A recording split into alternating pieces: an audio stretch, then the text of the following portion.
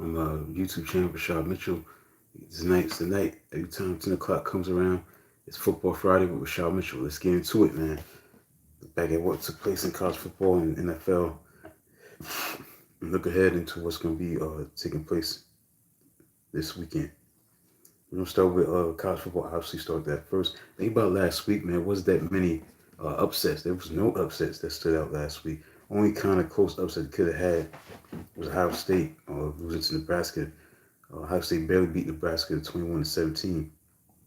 Ohio State was no favorite by like 25 points, I believe. They were like 25.5-point favorites. Yeah, and they only won by 4 points, so that could have been upset, but he was able to win. But majority of these games last week was no upsets. No, Oregon blew up Illinois 38-9. BYU beat Central Florida 37-24. Wasn't that many upsets? No upsets, as far as I'm concerned. Mostly all the teams know they were supposed to win. Won. Give credit to Texas A&M. They did beat LSU 38-23. Number 14 beating number 8. But most of these games was not, upset filled compared to other few weeks. So that's the thing that stands out with that. As far as the college football landscape last week. So when you look at Notre Dame, they blew out Navy, no surprise there, 51-14. Indiana, maybe the most surprising team of the year, beat Washington 31-17. They're undefeated. They 8-0. So they're looking really good. Impressive win, but Alabama beating a ranked opponent at home 34-0. That's an impressive win. Texas won a close one against Vanderbilt, 27-24.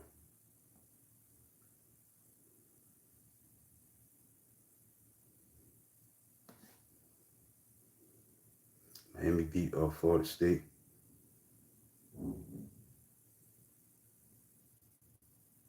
Hello, Trump administration. Hello, thanks for tuning in. Florida State lost to Miami 36-14. No surprise there. The thing about this game is that, even though Miami won it in a way where they didn't play like they usually play, in a sense, meaning that there was no offensive touchdowns thrown. Hello, Random Things channel. Hi, hello. The thing about Cam Ward, the quarterback of Miami, did not. Okay, if you like the live feed right now, make sure you subscribe to the channel. Cam Ward didn't throw an offensive touchdown. He threw for 208 yards. He caught a touchdown pass, but he didn't throw a touchdown pass. But Miami did it in a unique way. They run the ball pretty good at times this year, but they did do it with the running game. Damian Martinez had 148 yards and 2 touchdowns. Right, that's 2 people liking this video so far. Make sure you subscribe to the channel. So they, sometimes when you don't have that passing game kicking in high gear, sometimes you got to line the running game. That's what Miami did. They running game, made the difference, and they was able to win 36-14. And they play Duke tomorrow afternoon.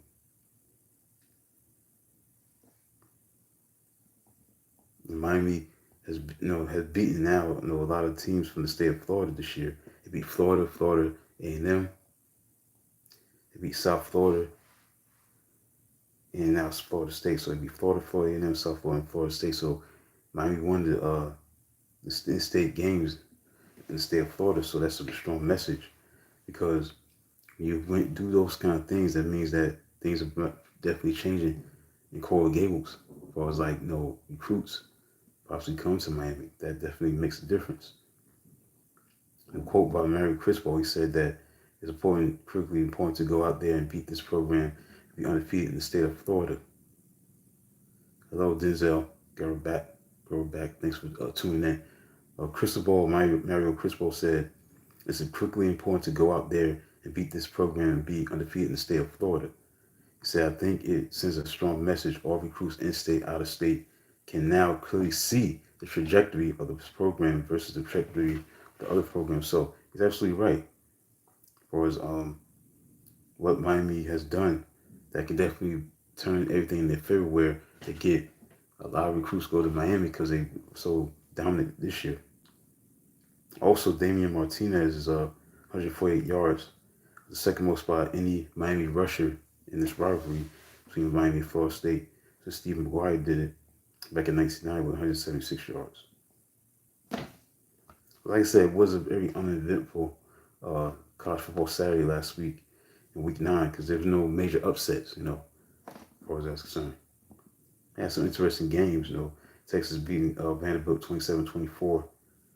Um, Texas A&M obviously beat number 8 LSU 38-28. I mean 38-8-23. Hello Oscar, thanks for coming on. Yeah, my favorite team in college football is Miami Hurricanes. I've been a Hurricane fan since 1989, 35 years. So I'm a Hurricane fan. That's what I like in college football. That's what you look for. That's what I'm talking about right now for college football. And Penn State beat Wisconsin 20-13. So let's fast forward to my picks of the week from last week. I did pretty good last week. I was like 4-1.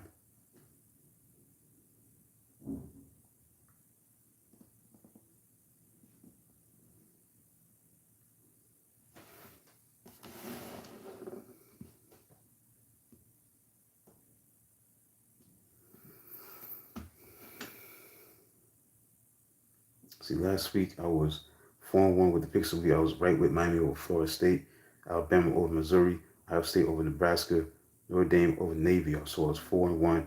The only game I got wrong was LSU over Texas A&M. Now I'm gonna fast forward to this week, get into week number 10, because we're in November now in college football. So every team that's trying to win the national championship will be in that college football playoff, that 12-team playoff format. They can't afford to lose, so they have to handle their business because it's the final, unfortunately, the final month of the regular season in college football. Once you get into December, it's all about conference championships and stuff like that. And then the playoffs start next month actually. So once you get into this month, that's where you gotta buckle down and definitely not lose a game. If you're undefeated, now even if you're undefeated and you lose a game, you still have a chance, but you can't lose another game. But I'm saying overall, you gotta take care of your business. You can't, slip. So I'm gonna go on my picks of the week for tomorrow. First game we'll go with. This is the biggest game tomorrow. Is Penn State against Ohio State. It's about two top 4 teams. Now the thing about Penn State, they're undefeated, 7-0, 6-1. Ohio State is that Penn State has had trouble over the years against Ohio State. They lost 7 in a row. So this is a chance for them to put up or shut up. This is where they gotta step up and win this game. But I think I still gotta go with Ohio State until I can see Penn State win a game like this. I'm gotta go with Ohio State, even though this game is on the road. I gotta go with them. I got Georgia over Florida. This is a great rivalry. The world's cocktail party in Florida. Things in Jacksonville, Florida. I gotta go with Georgia over Florida. I think Georgia's a better team right now. Oscar says, I'm rooting for Penn State, but I don't think they will win.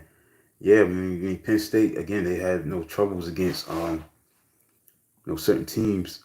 And that team is Ohio State. They never beat them. They lost to them 7 straight times. But I'm going to give you some stats that you need to know about this matchup between Penn State and Ohio State shortly. I got Miami over Duke.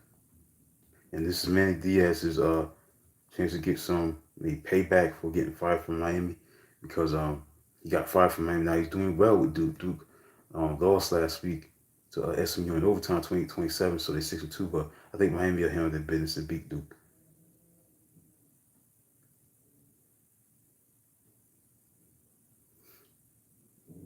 That's how I see it, as far as that's concerned.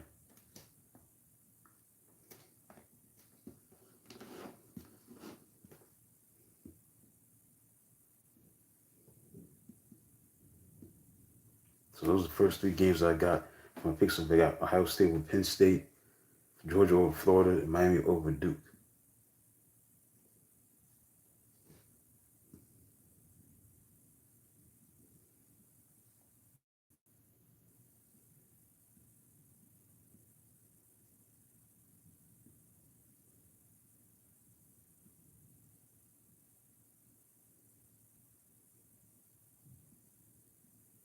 I got Oregon over Michigan.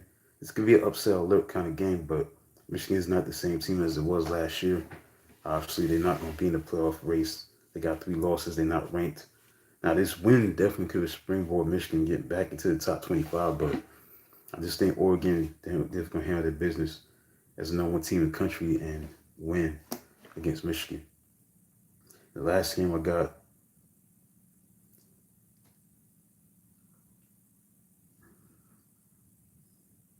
I'm going to go with, this is an interesting game right here, Pittsburgh versus SMU. Um, Pittsburgh is undefeated right now. This is a good matchup against SMU. 7-0 Pittsburgh, 18 team in the country against SMU 7-1 team in the country, number 18 versus number 20. I gotta go with SMU. I take SMU at home. I'm shocked if Pitt win, but I'll take SMU at home. That's what I'm gonna go with.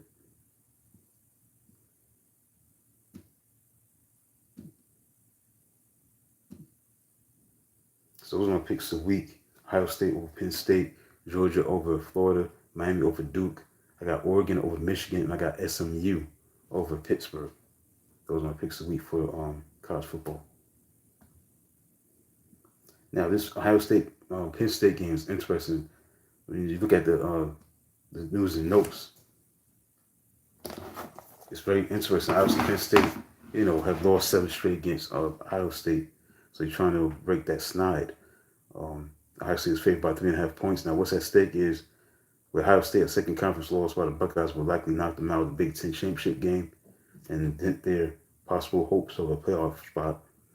Meanwhile, the Lions are trying to snap a 7-game losing streak to the Buckeyes and see that'll be an impressive, win on their resume as they try to get into the postseason themselves.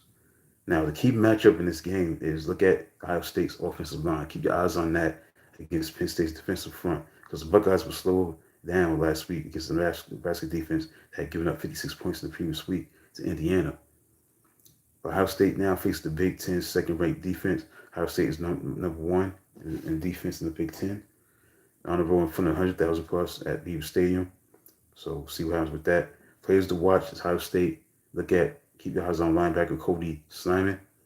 He's a graduate student, defensive captain. He's coming off a brilliant performance where he broke up a 4th-down pass at the goal line to end with one Cornhusker possession and recorded a pair of tackles for loss on Nebraska's final possession. Keep your eyes on Penn State's tight end, Tyler Warren. He could definitely be a factor in this game. Drew Allar looks like he may play. Tomorrow we'll see.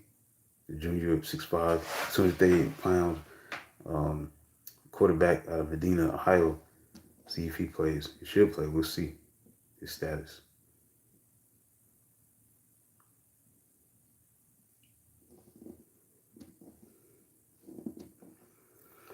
Right. This matchup between Ohio State and Penn State was a great matchup. It's the first time these two teams have met when they were ranked in the top 5. You gotta go back to 1996, where number 3 Ohio State beat number 4 Penn State 38-37. 38-7.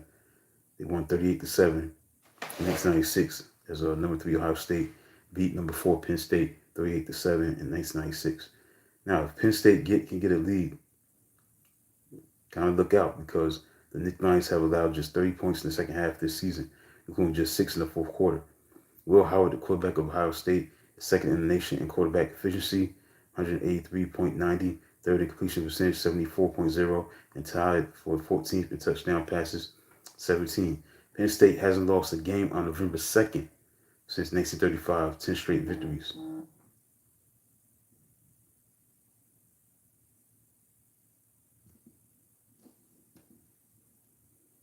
Ohio State freshman wide receiver Jeremiah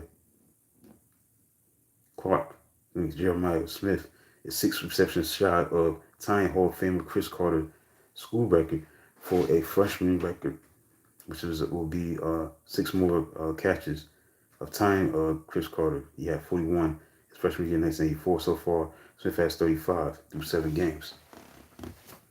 Also, keep your eyes on the dynamic duo of running back duo of Katron Allen and Nick Singleton, because they are the first pair of Nittany Lions running backs since Lydell Mitchell and Franco Harris to share the backfield, while each having 2,000 career rushing yards.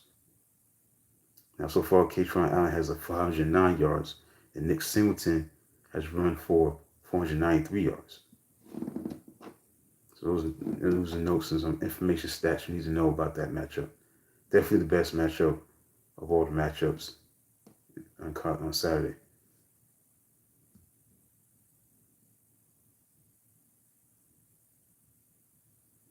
Miami Duke matchup. That matchup, obviously Miami's 8-0. They ranked in the top 5. The storyline is keep your eyes on Manny Diaz, the coach of Duke. Obviously, he used to coach Miami, got fired, and Chris Ball replaced him. These two Cuban Americans were raised in Miami. Players to watch is Duke star Thomas, because he's the workhorse. 681 of 888 yards on the ground this season. 5 of the team's 8 rushing touchdowns. He has 52 of Duke's 72 runs of 5 yards or longer this season. Xavier Shepherd was 120 yards shy of matching Santino's school record for receiving yards, 2,547, 8 receptions away from Mike Hawley Jr.'s record for reception as a Hurricane, 182. Miami enters this game against Duke as the number 1 in scoring offense nationally. They're averaging 46.8 points a game. This shows how different this Miami team is. This is the best offense Miami's had in over 20 years. Cam Ward, the quarterback of Miami, is 25 yards away from passing Oklahoma's Landry Jones for 5th on NCAA's all-time, all-division passing list.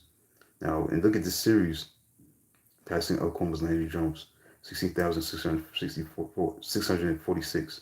16,646 for 5th on the NCAA's all-time all-division passing list, so he's 25 yards away. Cam Ward, quarterback Miami. When we look at the series, the road teams have won 5 of the last 6 games in the series. Miami went 13-1 against Duke from 1983 to 2017. But since then, Duke is 3-2 against Miami. Since the start of the 2018 season, Duke is 31-2 with a 939 winning percentage when holding teams to 21 or fewer points. Otherwise, they're 10-39 with a 204 winning percentage. But that's gonna be a tall order against this high-scoring offense of Miami. To hold Miami to 21 points or fewer. That's what they're gonna have to do in order to win this game. In the last 48 games that followed a Florida State matchup, Miami is 38-10. Duke is 31-2 all-time against top 5 opponents.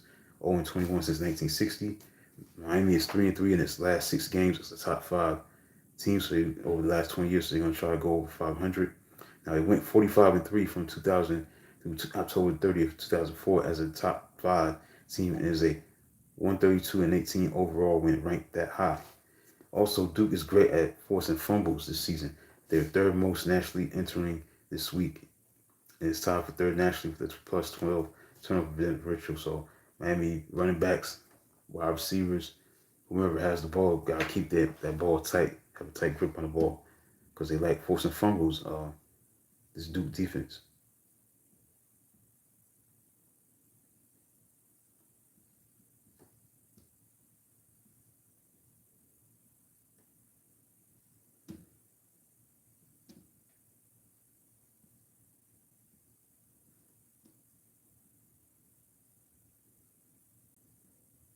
Oregon versus Michigan. Obviously, it could be an upset alert, but I don't see it happening.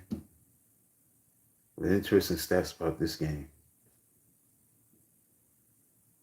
The thing that I noticed that with this matchup is that Michigan has had a tough time against number 1 ranked teams lifetime.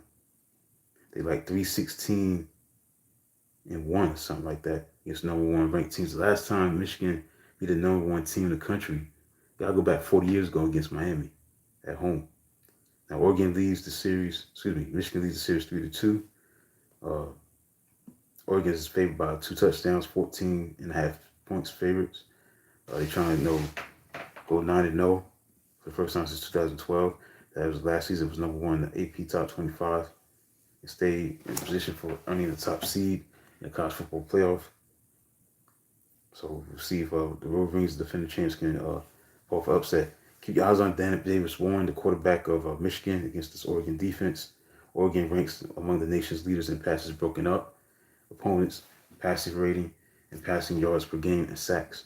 Players to watch is Warren, obviously. And for quarterback Dylan Gabriel for Oregon, he's a player to watch as well. He ranks number 2 in NCAA history with 175 career touchdowns, 143 passing touchdowns, 18,401 total yards. He is 4 touchdowns away from breaking former Houston Cougar Case Keenum NCAA record. 7-1 Oregon is their record.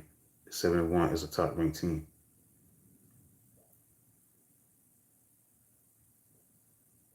And the Bucks, who beat then number 2 Ohio State by 1 point, have brought it 5 of their last six opponents, including last week against Illinois, winning 38-9. Yet Michigan is 3-16-1 whenever they face number 1 ranked teams. Their last win against the number 1 ranked opponent was against Miami 40 years ago, winning that matchup, 1984. So lifetime Michigan doesn't play well against ranked opponents that are number 1 in the country.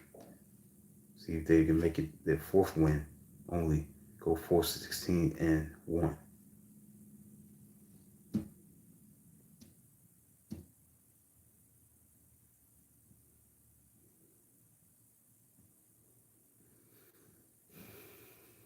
All right, that's basically it for that, man. I'm done with the college football coverage. Let's get into the National Football League. It's Football Friday with Rashad Mitchell. Let's look at the National Football League from last week. For week 8. The Rams beat the Minnesota Vikings 30-20. Matthew Stafford threw for 279 yards. Kyron Williams had 97 rushing yards. And that's the second lowest for Minnesota, losing 2 in a row, so they're now 5-2. Let's look at Sunday's games. Cincinnati lost to Philadelphia 37-17. Hurts had 236 yards for Jalen Hurts, quarterback. Jalen Hurts. Saquon Barkley had 108 yards. Big win for Cleveland. This is like an upset right here. Beating Baltimore, who's been playing so well, winning 5 straight, rolling along. They only scored 24 points. Jameis Winston filled in for the injured Deshaun Watson as they won 29-24. And Jameis Winston had 334 yards passing. They held Derrick Henry to 73 yards. Detroit beat Tennessee 52-14. You can make a case, man. This Detroit team is the best team in the league, even though they don't have Jameson Williams. He, serving a 2-game suspension for performance-enhancing drugs and stuff. Some performance-enhancing substance, something that he violated. Performance-enhancing substance. Violated that. So he didn't play. They still won, despite Aiden Hutchinson being out with the injury. They won 52-14. They may be the best team in football. They're 6-1 right now. They play in a tough division where everybody got a winning record, including them. They may be the best. Arizona beat Miami 20-27. The Jets suffered a bad loss against New England 25-22. Now, they won last night. Give them credit. They won last night, winning by a score of 21-13 against Houston. Now Houston have dealing with injuries right now. They don't have no Stephon Diggs, so that's a tough loss for them. Atlanta beat Tampa Bay 31-26. Green Bay beat Jacksonville 30-27. Houston beat the Colts 23-20. Chargers beat New Orleans 26-8. No surprise there.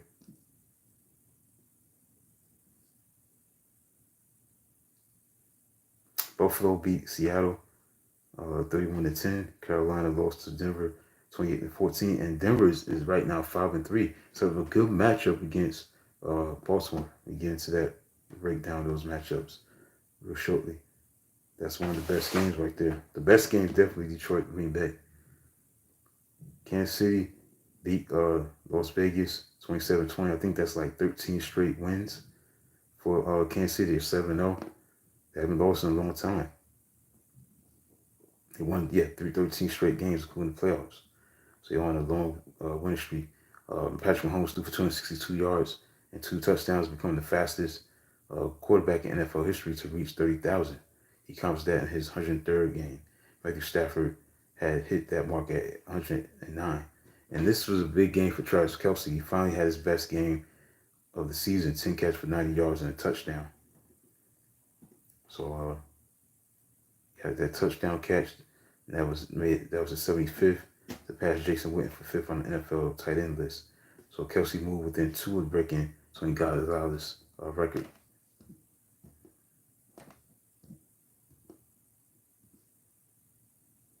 And then you had the Hail Mary for the ages for Washington Commanders, winning 18-15 against Chicago, where James Daniels just heaved it, threw it up there, and it was caught by Noah Brown for the touchdown.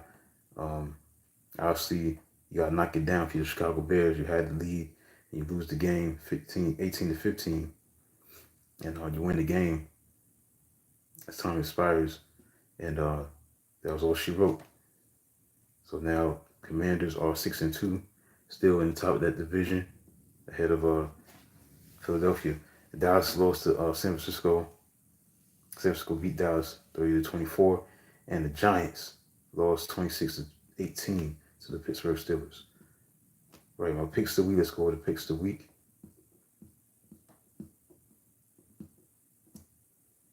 Did pretty good. I mean, I was 4-1 last week.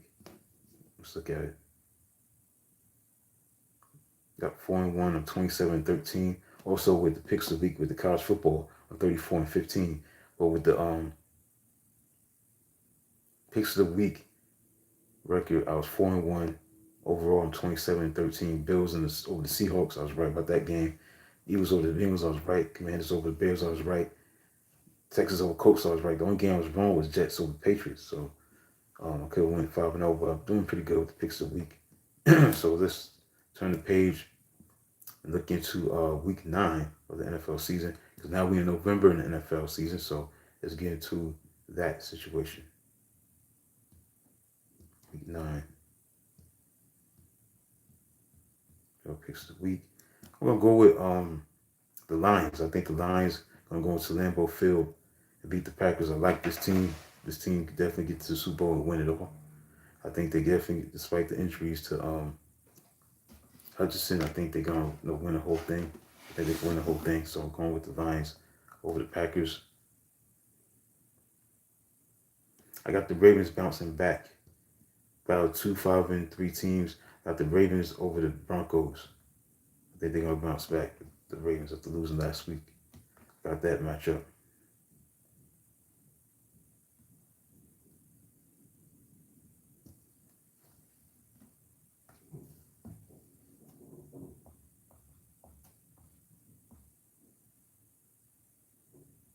That's what I see about that matchup. The next game I got.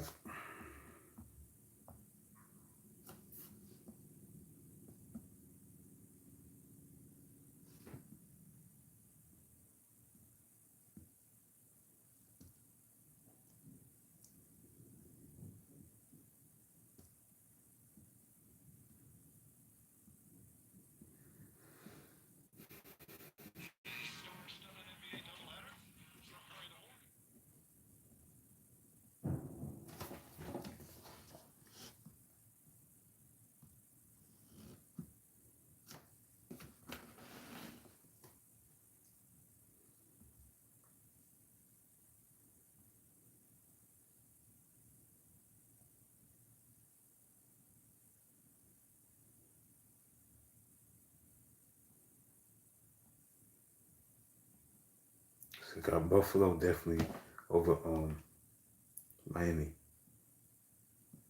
Bills over Dolphins.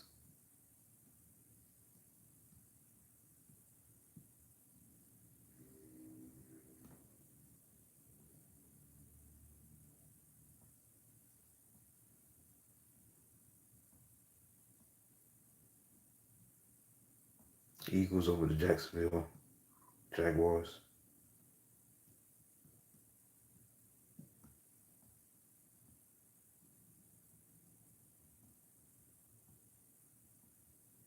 Last game, I go with hmm, not that many great games. I mean, we got some good games, but some of the games are not that great.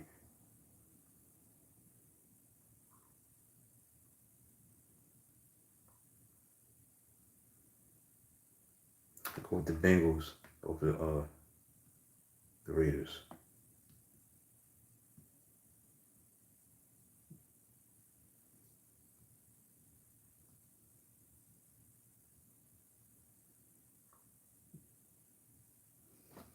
That's what I got. My picks of the week right there. Right, let's fast forward, man. Let's look into this week's games.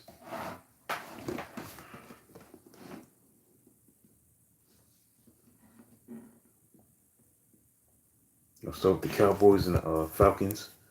Cowboys are 3-4. Falcons are 5-3. Cowboys are not looking good. Obviously, they're at a crossroads, and as we go into the second half of the season, we got like in that midway point of the season.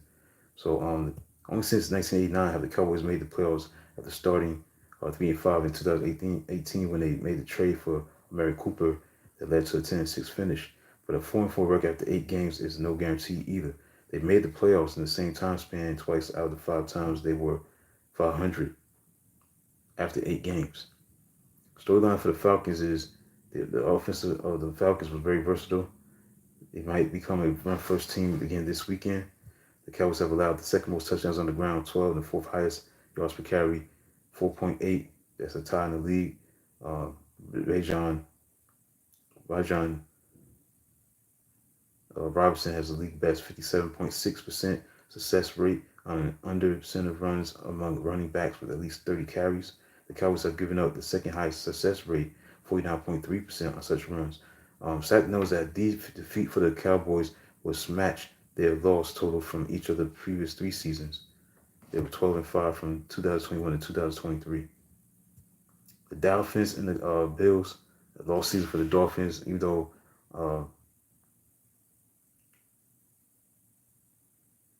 what's name came back, Tua Tagovailoa came back, but they still lost last week. They played the Bills. I think the Bills are going to win this game, but look at the Dolphins. The rookie running back Jalen Wright leads the team in yards per carry with 5.3. He averages only 6 touches per game to Devon Achane and Raheem Mostert, 11.6 and 11.3. Bills storyline keep your eyes on is Keon Coleman. He has 9 receptions for 195 yards. In the past 2 games, he had 201 yards receiving in the first 6 games. The Bills offense has had success at home. They're averaging 38.3 points in 3 games. Stat knows that the Dolphins have scored 28 total points in 3 road games this season. They have scored under 40 total points in their first 4 road games, only once in franchise history, 30 and 1967.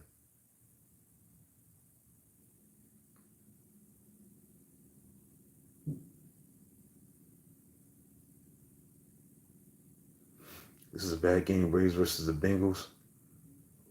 A terrible game. Very underachieving season for the Bengals, who had 3-5.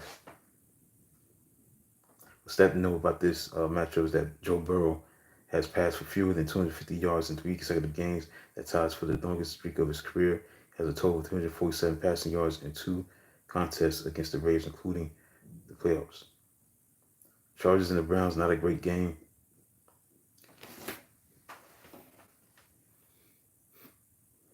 Justin Herbert, after throwing fewer than 200 yards in his first 4 games of the season, heads to Cleveland on a 3-game stretch of averaging 288 yards per game. Cleveland has allowed 200 plus passing yards 4 times. Obviously, James Winston played well last week, 3 touchdowns, no interceptions, 334 yards. Can he do it again? Against the Chargers, who leads the NFL in scoring defense, they are allowing 13 points per game. So see what happens with that. This is the first meeting between these 2 teams since Week 5 of 2022, where the Chargers have won 5 of the past 6 meetings dating back to 2015. This is a terrible game right here. Terrible. One of 2 of the worst teams in the league. The Patriots 2-6 against the Titans, who were 1-6. It's a Terrible game. Sad to know is that the Titans have lost back-to-back games by at least 20 points for the first time since weeks 13 and 14, 2014. They haven't lost three straight by 20 points since October of 2009. Another bad game, Commanders against the Giants. Obviously, the Commanders come off that Hail Mary pass by Jaden Daniels. Washington is ranked second in the NFL in yards per run, 5.2. Third in rushing yards per game, 165.8.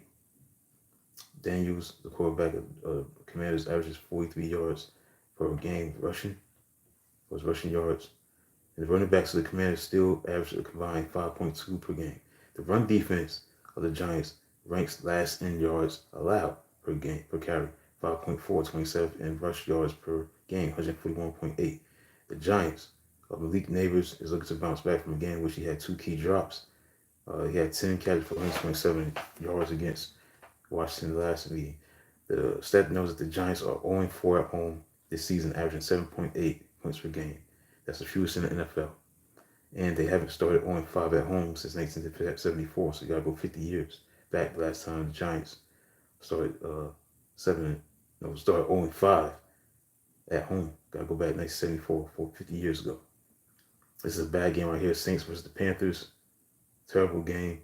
Stat to know about this game is that Bryce Young, who's going to start again, be the starter this week, is 2-17 as a starter, will make his 20th start. With the loss, Young would join Steve DeBerg and Chris Winkie as the only quarterback since 1950 to lose 18 of their first 20 career starts. Broncos versus Ravens, battle of 5-3 teams. The Broncos have their best record since they were 6-2 after 8 games in 2016. They have found prosperity against several other most wobbly teams in the league. The other wins have come against teams with 6 losses like the Jets, the Saints, and the Ravens. So this is going to be a huge test against the Ravens, who lost last week. The Ravens could offer quarterback Bo Nix, who was 27th in the league in yards per completion and 26th in completion percentage, the opportunity for big plays. Because Baltimore, they do give up a lot of big plays. They're giving up 46 explosive plays, runs of at least 10 yards, and completions of at least 20 yards. The Ravens, they are 24-3, including playoffs at home against rookie starting quarterbacks in franchise history, which is the best home winning percentage by any team since 1950. Bo Nix hasn't played like a first-year NFL quarterback, though. He's 5-1 in the past 6 starts, 8 touchdowns, only 1 interception. His 5 victories are the most by a rookie quarterback in Broncos history, surpassing John Elway and Drew Lock. Stat knows that Ravens running back Derrick Henry has 9 straight games with a touchdown dating back to last season. That's the 3rd longest streak by a player at age 30 or older in the NFL. Right, 4 or 5 p.m. games, you got the Jaguars and the Eagles. You look at the Jaguars, they are bad defensively. They're on pace to allow the second most yards, 382.1, and points, 28 points per game in franchise history. The good news is Trevor Lawrence has cut down his turnovers. He has 5 after averaging 20 per season over his first 3 seasons. The biggest issue is their slow starts. They just scored 20 points in the first quarter. Look at Jalen Hurts. He has become much more efficient. After turning the ball 7 times the first 4 games of the season, his second most in the league at the time. He now has 0 giveaways in the past 3 games. Philadelphia is 3-0 over that stretch with the points per game differential of plus 16.3 compared to minus 2.5 during its 2-2 season. Start to 2-2. Stat knows that Jalen Hurts has had 5 rushing touchdowns in the past 2 games, the most by any quarterback in a 2-game span since 1951. Since 1950, the most rushing touchdowns by a passer over a 3-game span is 6. Cam Newton in 2011 and Johnny Blue Jack in 1950. Cardinals versus the Bears. Stat knows in this game is that the Bears have the hardest remaining schedule in the NFL. At their next 2 games against Arizona and New England, the Bears will play 8 straight contests against teams with the current record of 500 or better. This is the best game by far on the schedule this coming Sunday. Lions versus Packers, 6-1 Lions against Packers 6-2. Jared Goff is playing at an MVP level. This is the best start for the Lions since 1956 at 6-1. They have won their past 2 games at Lambeau Field. Goff has a rare opportunity to match former Packers star Aaron Rodgers' NFL record of 6 straight games with multiple rushing touchdowns and 70% completion rate. For the Packers, will Jordan Love play? He has a groin injury. Malik Willis will he play in place of Love? See what happens with that. Josh Jacobs, keep your eyes on him at running back for the Packers.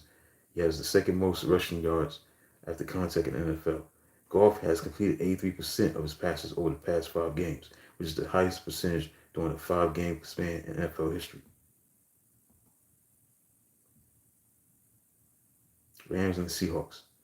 Kyron Williams for the Rams ranks second in the NFL with 10 scrimmage touchdowns this season. With 2 more touchdown Sundays, Williams can become the 4th player in Rams history with 12 or more touchdowns through 8 games of a season.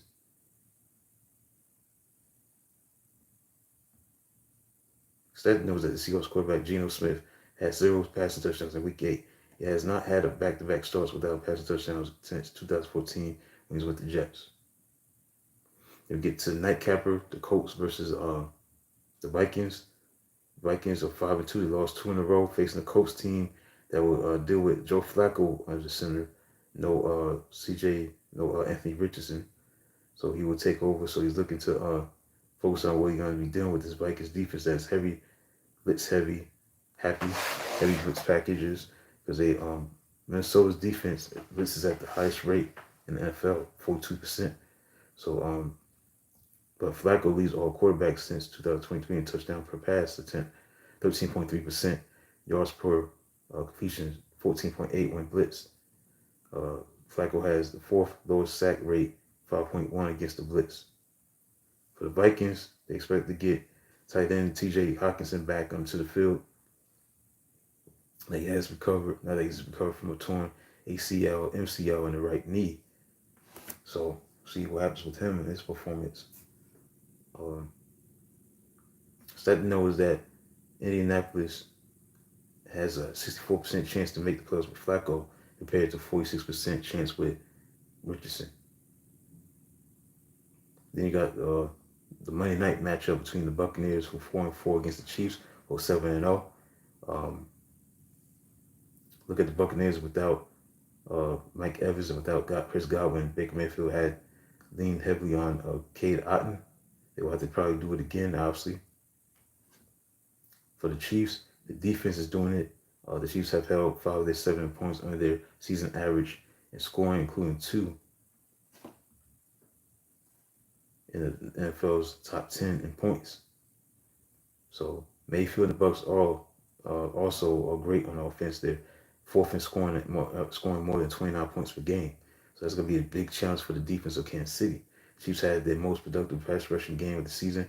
They had 5 sacks against the Raiders. So they added edge rusher Joshua Uchi. I don't know if I'm saying his name right. In a trade with the Patriots this week. Stat knows that the Buccaneers are allowing 26.6 points per game, 28th in the NFL, and 387 total yards, 30th per game. All right, so that's it for the NFL coverage and overall the Football Friday with Rashad Mitchell. That's it for tonight. Thanks for those who have been tuning in tonight. Be back tomorrow. I'll be doing some live streams, man. I do a radio show, the Rashad Mitchell Show, and Jews of Wisdom. Jews of Wisdom going to be coming on at 12 o'clock noon. I'll be doing a live stream on my YouTube channel, so you can check that out. I'll be in studio, and you can check that out. And also, you can check it out. Check out the second show, the Rashad Mitchell Show, at 2 o'clock p.m. I'll be live streaming while doing that show. Shuri, Saints Falcons rivalry underrated. Yeah, I would say so, yes. It's not a popular rivalry, the Saints and the Falcons. They play in the NFC South. Well, remember, they used to play in the NFC West, before realignment took over. The Saints and the Falcons used to play in the NFC West back in the day. But yeah, that's very underrated rivalry. That's a good question. Like I said, I'll be on live stream with my 2 radio shows, the Rashad Mitchell Show and Jews Wisdom. With Rashad Mitchell, I do a radio show on Saturdays. So tune in. I'll be live streaming on my YouTube channel. You can tune in while I do the show. And I'll be back on Sunday with the week that was in the NBA. And that'll be it for the weekend of live streaming. So that's it for tonight for Football Friday with Rashad Mitchell. Until then, I'll be on live streaming tomorrow with the Rashad Mitchell Show and Jews of Wisdom. Jews of Wisdom will come on first at 12 o'clock. I'll live stream with that. Go on live maybe after 12 o'clock. And after a little after 2 o'clock, I'll be on the Rashad Mitchell Show. I'll be on live stream You can check out the show and tune in. And I'll be on Sunday with the week that wasn't NBA. Until then, talk to you tomorrow. I'll be live streaming tomorrow. So until then, I'll be live streaming tomorrow. So until then, talk to you tomorrow.